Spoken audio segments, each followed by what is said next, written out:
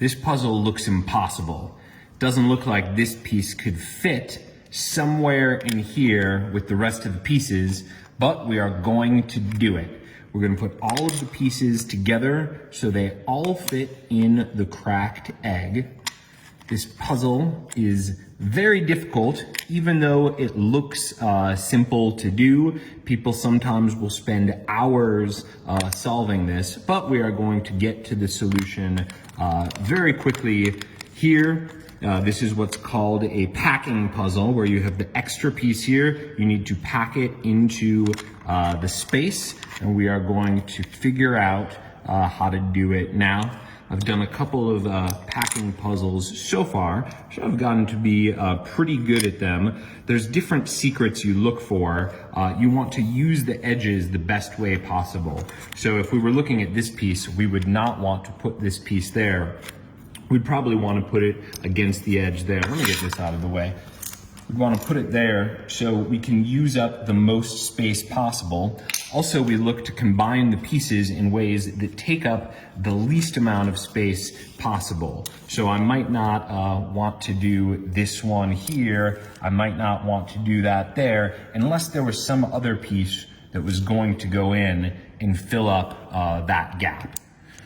Now, one good solution with puzzles like these, one good thing is to do it outside of the puzzle, and then you can put it in, especially when this cracked egg puzzle is not symmetrical. Well, it's symmetrical, but it's not square. So this wouldn't be a puzzle that a computer would solve. You have to think through this puzzle.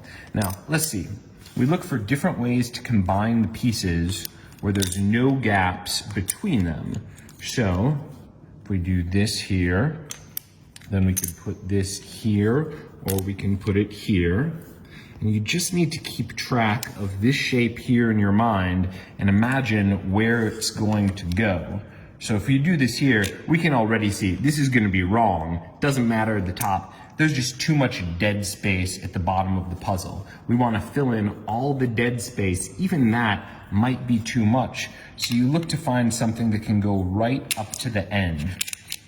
Like a piece like that, the W can go up to the end there because there's not that many pieces there. I'd say that's too much at the edge. This is a really good edge piece. So I think that might be the solution. And then when you use these techniques, you'll be able to solve this puzzle much faster than someone who doesn't know any of the techniques. So look right there. So here what we've done, and I'm not positive that this is correct, but I bet it is, because we've gotten so little extra space there. And of course the solution is going to be something with the littlest space between the puzzle pieces and the edge.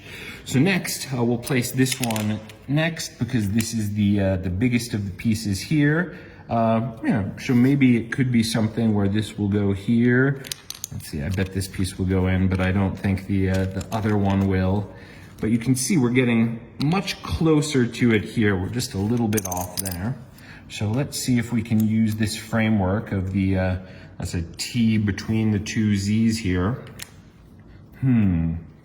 What else can we do to fill in the rest of the space? So if we had a little more space there, then this would be a solution. It's overlapping a little bit, so we're not quite there, but I think we're getting close. Let's see. Maybe I'll try it. Yeah, that would be the only way there. The good thing about this is it's smaller, it gets bigger, and we want something in the corner that's like that. It starts a little bit smaller and gets bigger as it branches out. So here, if we can fit this in, yeah, but I can see that's not a good start. That's too much dead space down there. So that lets us know that these two pieces do not go together. And whenever you can eliminate piece combinations, you get closer and closer to the solution. So here, that's too much dead space there. I think that's even too much dead space for a side. But something like that, that's irregular, but it really pushes right to the edge almost. So I think we might find a solution in there. Find something that hooks around in here. No, that would, okay. Look at that. It's pretty good. Now it comes down to this piece. This is always the trickiest to place. And usually with puzzle solving, you'd look for something like this, like you're playing Tetris. But with these irregular puzzles, I've seen stuff where the solution is that, where you have some pieces all lined up and some piece in a weird position. It looks like that's not it, but whenever you see these irregular puzzles, you think about that. I keep thinking about this going against the edge somewhere. I think that's gonna be some solution because, yeah, that we've created too many pockets of dead space. So we'll sort of put that to the end here, and now we just come up with the best way to place the rest of these. No. Now we're doing this with the idea that that piece is gonna go on the side, but I want to leave us space for us to operate here. Let's see. No, none of these are good, so these two pieces will not be going together. Now I think we have too much dead space there as well. Now that one's okay. All right, we look at that. Now we'll put that in there. Okay. Let's see. That's so tricky because I can make the piece fit in that way, but I know this would need to be on that angle there, and that's gonna, yeah, even if we get that piece in, this is not gonna be right there. So let's think of different ways that these pieces could be combined. We've been trying to do it like Tetris pieces, but what if we put them all just sort of against the edge here? Sometimes when you think outside of the box on puzzles like this, you get to interesting solutions, right? So that's not the solution, but it does open up spaces in new ways that might get us thinking about something that becomes the solution. A lot of times these puzzles, to solve them, the key is just reframing in your mind how you put a puzzle together. All right, so that's looking pretty good. Now, let me take this formation out. Okay. Now, this would need to be there.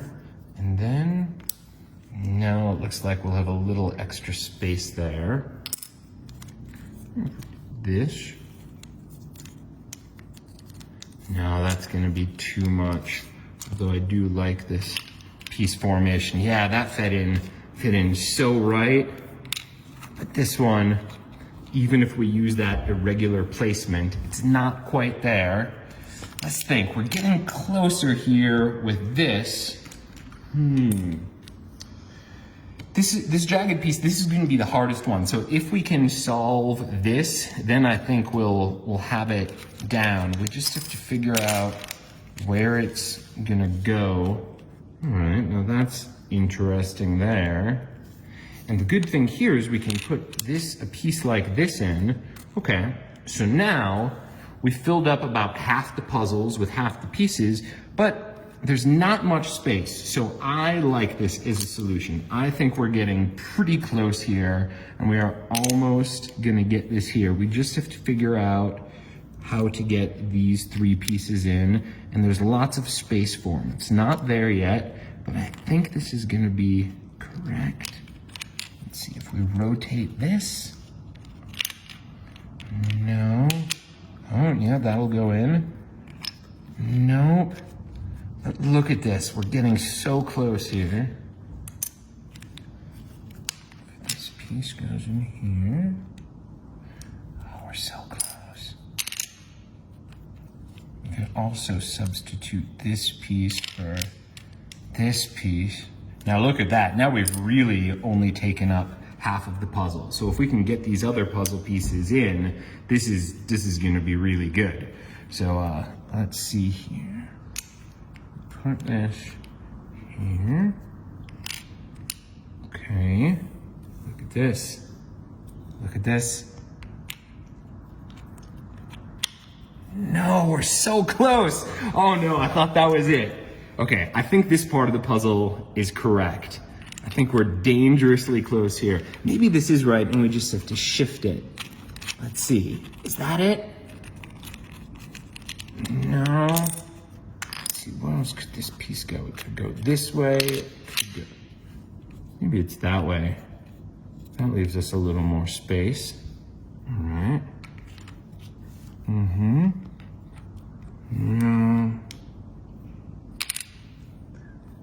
That goes there.